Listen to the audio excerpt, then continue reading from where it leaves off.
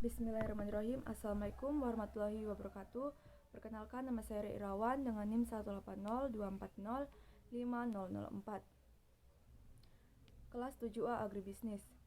Nah, pada kesempatan kali ini saya ingin memaparkan hasil tugas UTS yang telah diberikan oleh Ibu Dr. Marlina Bakri, MPD. Nah, soal yang pertama yaitu sebutkan persyaratan dalam berpikir sistem. Nah, yang pertama yaitu ada holistik, yang kedua ada cybernetic, dan goal oriented, yang ketiga yaitu ada efektif. Soal yang kedua yaitu jelaskan perbedaan berpikir dan teori sistem. Nah, berpikir yaitu sebagai suatu aktivitas mental dalam usaha untuk memperoleh pengetahuan. Oleh karena itu, berpikir merupakan proses kognitif yang tidak dapat dilihat secara fisik.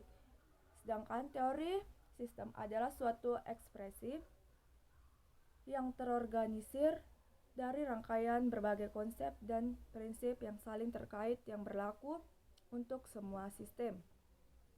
Soal yang ketiga yaitu sebutkan contoh faktor internal dan eksternal. Yang pertama yaitu faktor internal, yang dimana ada terjadinya revolusi, yang kedua yaitu adanya penemuan-penemuan baru, yang ketiga yaitu konflik antar kelompok masyarakat, yang selanjutnya yaitu faktor eksternal, yang dimana yang pertama yaitu pengaruh budaya lain,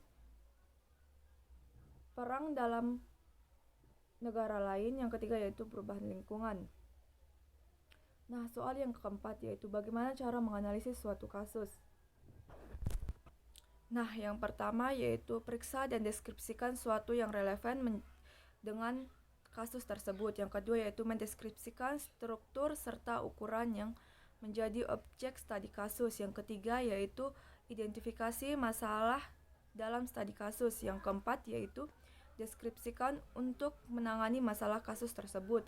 Yang kelima yaitu pembahasan perubahan terhadap kasus masalah tersebut. Nah, soal yang kelima yaitu apa tujuan berpikir sistem. Nah, pemikiran sistem juga memiliki tujuan, yaitu untuk menggabungkan kembali pemikiran sistem sebagai pendekatan yang sesuai untuk menemukan kebijakan dan merekayasa manajemen. Dengan demikian, pemikiran sistem dapat menepati posisi penting dalam pengembangan disiplin ilmu terapan. Nah, soal yang keenam yaitu apakah aspek internal berpengaruh dengan berpikir sistem? Nah, aspek internal berpengaruh terhadap berpikir sistem karena aspek internal merupakan pendekatan terhadap cara pandangan seseorang akan persoalan kehidupan dunia secara komprehensif, sehingga dalam melakukan pemilihan opsi dan aksi menjadi lebih terarah kepada sumber-sumber permasalahan. Nah, soal yang ketujuh yaitu apakah aspek internal berpengaruh terhadap berpikir sistem? Nah, aspek internal berpengaruh terhadap berpikir sistem karena aspek internal merupakan faktor yang dapat mempengaruhi faktor tersebut, biasanya dapat datang dari orang tua, keluarga, masyarakat, dan media massa. Nah, soal selanjutnya yaitu nomor 8. Apa hal yang mempengaruhi manusia dalam berpikir? Yaitu faktor lingkungan, faktor pergaulan, faktor pendidikan, dan faktor genetik. Nah, soal selanjutnya yaitu nomor 9. Jelaskan konsep berpikir sistem, yaitu konsep berpikir sistem adalah suatu cara berpikir tentang dan memahami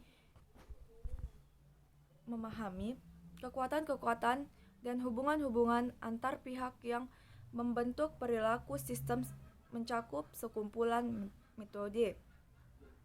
Nah, soal yang ke-10 yaitu sebutkan dan jelaskan karakteristik konsep berpikir sistem, yaitu yang pertama ada aspek ontologi, yaitu yang dimana pendekatan holistik atau menyeluruh. Yang kedua yaitu ada mulai dari keseluruhan, kemudian dibatasi yaitu atau persuasif. Yang ketiga yaitu dimulai dari latar belakang, pengetahuan, dan pengalaman yang telah diperoleh. Yaitu yang kedua yaitu ada aspek epistemologi, yang dimana menggunakan model untuk lebih mudah menganalisis. Yang kedua yaitu sifat keseluruhan, lebih diperhatikan daripada pendekatan. Yang ketiga yaitu ada holistik, merupakan konsep dasar dalam kegiatan mencari tahu. Yang terakhir yaitu aspek aksiologi, yang dimana merupakan tercapainya tujuan secara sistematis. Nah, itulah tadi yang dapat saya sampaikan, kurang lebihnya mohon dimaafkan. Assalamualaikum warahmatullahi wabarakatuh.